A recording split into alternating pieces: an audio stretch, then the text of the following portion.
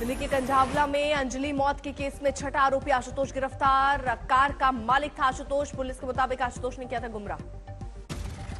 आशुतोष ने दूसरे कार आरोपी अमित को दी थी कार। वारदात वाले दिन अमित ही चला रहा था कार। हादसे के बाद सभी आशुतोष से मिले थे। सीसीटीवी में कैद हुई मुलाकात। पुलिस के मुताबिक अमित के पास नहीं है डीएल, इसलिए आशुतोष ने पुलिस को गुमराह करने के लिए उसे सलाह दी कि वो इस बात को ना कहे कि गाड़ी अमित चला रहा था। कार में 4 आरोपियों की मौजूदगी का खुलासा। पुलिस के मुताबिक आरोपियों ने डीएल ना होने की गलती छिपाने के पहले अमित के बजाय दीपक की गाड़ी चलाने की दी थी दलील। कंझावला केस में पुलिस को एक आरोपी अंकुश की अभी तक तलाश, खोज में जुटी कई टीमें।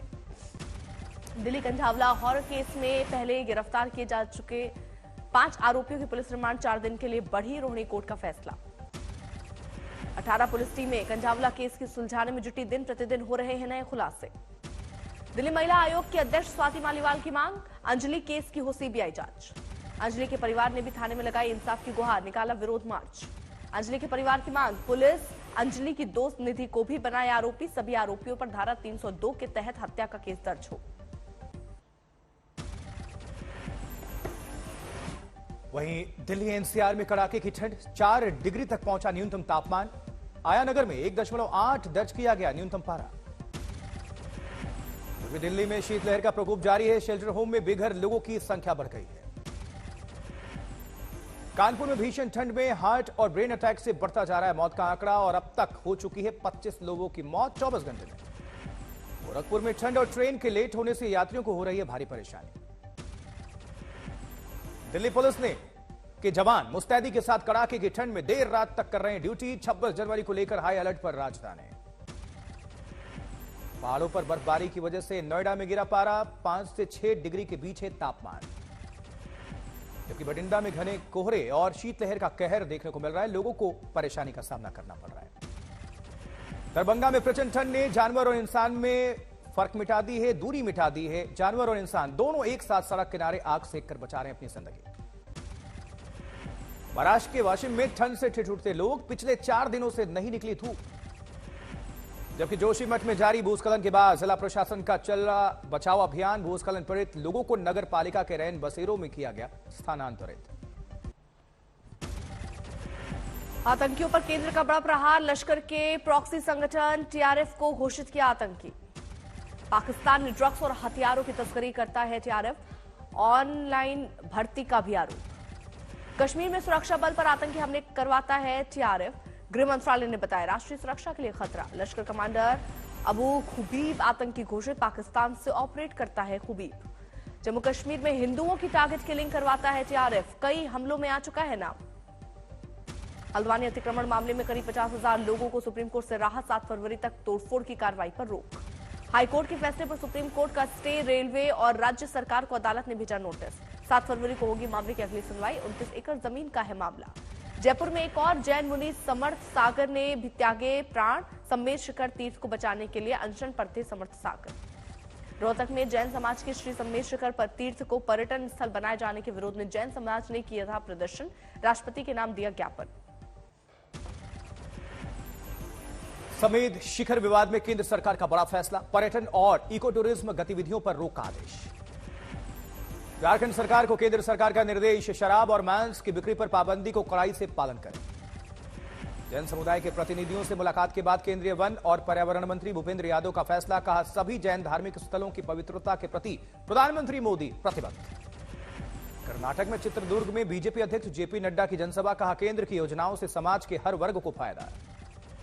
जनसभा में बोले जेपी नड्डा, सबका साथ सबका विकास, सबका विश्वास और सबका प्रयास के मंत्र पर चल रही है बीजेपी सरकार।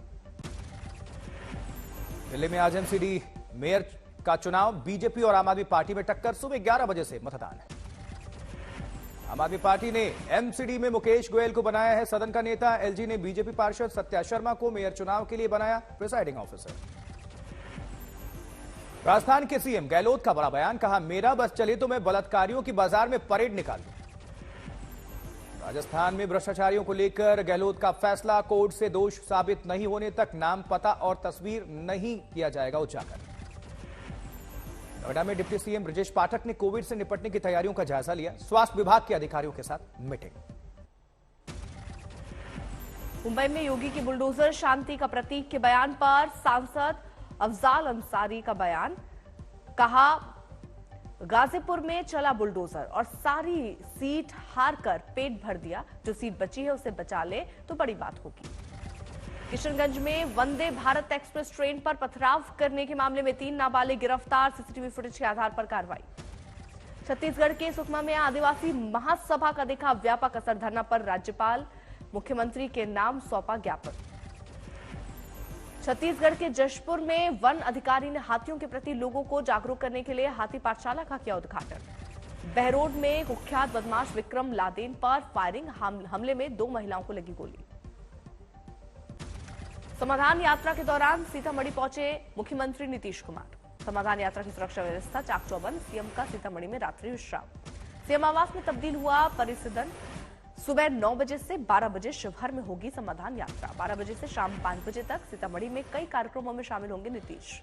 सुरक्षा व्यवस्था को लेकर कई माननीय विधायकों के परिसदन में जाने पर लगी रोक, विधायकों ने जताई नाराजगी। कोलकाता में 6 सदस्यों वाली तथ्यान्वेषी समिति ने नौकरी की तलाश कर रहे लोगों से की मुलाकात। वो लोग हैं जो नौकरी की तलाश में धर्मतला कोलकाता के स्टेशन पर बैठे हुए। मध्य प्रदेश के भोपाल में प्रधानमंत्री नरेंद्र मोदी ने वाटर विजन @2047 विषय पर जल मंत्री बैठक में साझा की टिप्पणी। सीएम शिवराज सिंह चौहान और केंद्रीय मंत्री गजेंद्र सिंह शेखावत के साथ कार्यक्रम में शामिल हुए। उधर गुजरात के मेसाड़ा में मुख्यमंत्री भूपेंद्र पटेल गणपत विश्वविद्यालय के 16वें दीक्षांत समारोह में शामिल हुए। हैदराबाद में तेलंगाना सरकार ने सरकारी स्कूल में एनसीसी प्रशिक्षण शुरू किया। उदयपुर में राज्य स्तरीय जनजातीय खेल कार्यक्रम का आयोजन, मुख्यमंत्री अशोक गहलोत ने उद्घाटन किया।